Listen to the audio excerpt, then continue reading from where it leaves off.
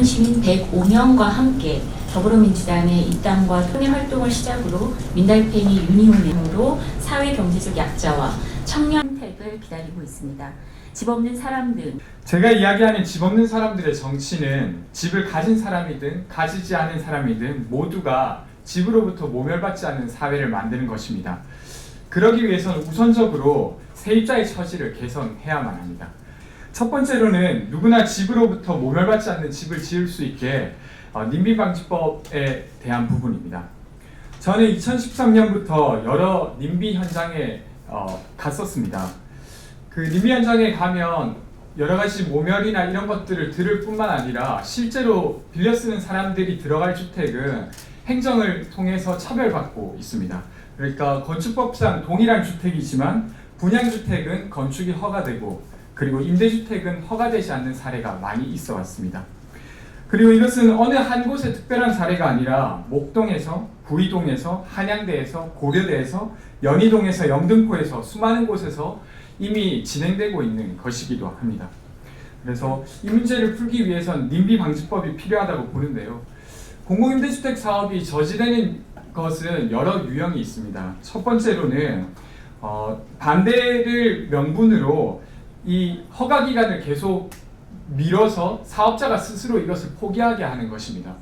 그러니까 주택법상의 어떤 요건이 아님에도 불구하고 여러 가지 이유를 들어서 건축을 허가 보류하면 그 사업자는 이 사업을 추진하기가 매우 어려워집니다. 그래서 파산할 위기에 놓이거나 스스로 이 사업을 포기하게 되는 것이죠. 그래서 이 문제를 풀기 위해 저는 주택에 한해서라도 건축기한의 심사 기간을 제한하는 내용을 담은 법을 만들어야 된다고 생각합니다. 두 번째로는 이 건축법을 요소로 건축허가를 심의할 때 주변 경관과 어울리지 않는다는 내용으로 이 임대주택을 반려하는 경우가 있습니다. 근데 실제로 주변 경관과 어울리지 않는다는 것의 대상은 그 건축물이 주변 환경과 어울리는지 안 어울리는지에 대한 부분이지 거기에 들어갈 사람이 그 동네와 어울리는지 어울리지 않는지에 대한 부분이 결코 아닙니다.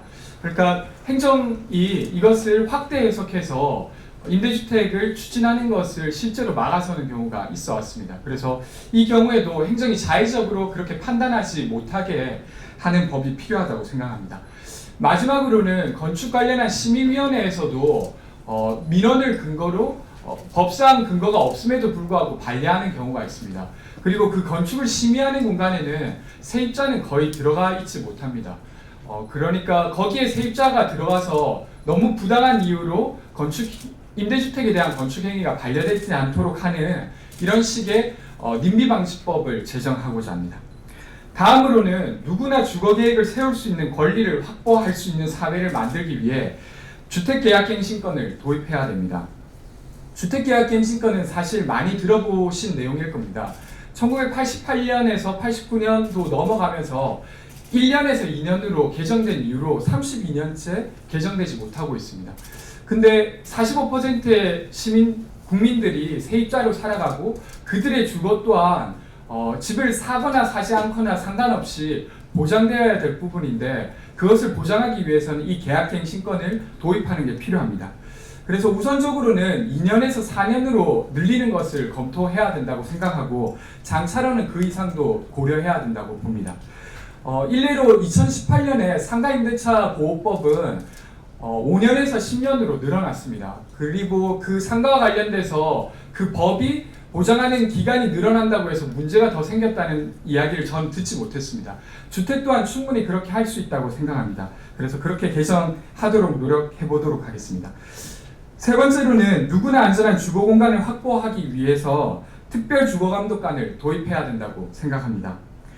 우리는 불법 건축물에 많이 살고 있습니다. 방 쪼개기와 같이 명백한 불법임에도 불구하고 그것은 공인중개소에서 버젓이 거래되고 있습니다.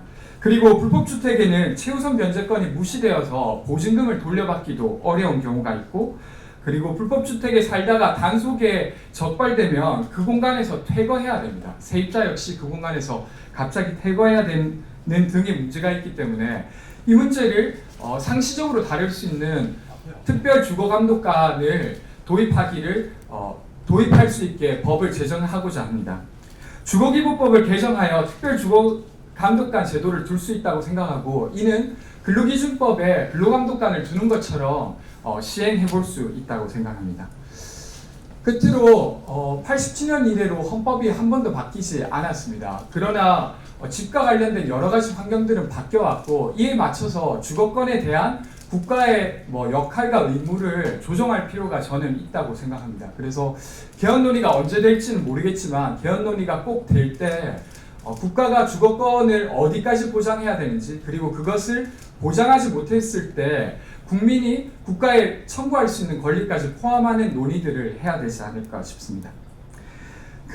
국민의 45%가 세입자로 살아가고 있습니다. 이들의 삶을 있는 그대로 좋게 만들지 못하고서는 주거와 관련돼서 모두가 행복한 나라를 만들 수 없다고 생각합니다.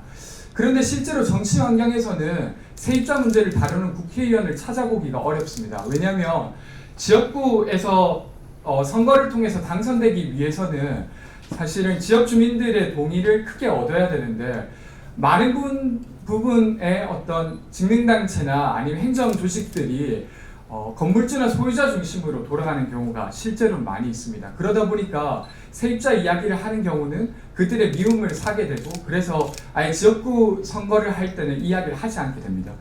그래서 이제 국회에서 이것을 다루기가 어려운데 저는 우선적으로 비례대표라고 하는 제도를 통해서 이 문제를 다루는 국회의원이 국회에 들어갈 수 있게 하고 장차로는 지역구에서도 세입자 등의 이야기를 하면서도 선거를 잘 치를 수 있는 사회로 나아갔으면 좋겠습니다. 네, 이상입니다. 감사합니다.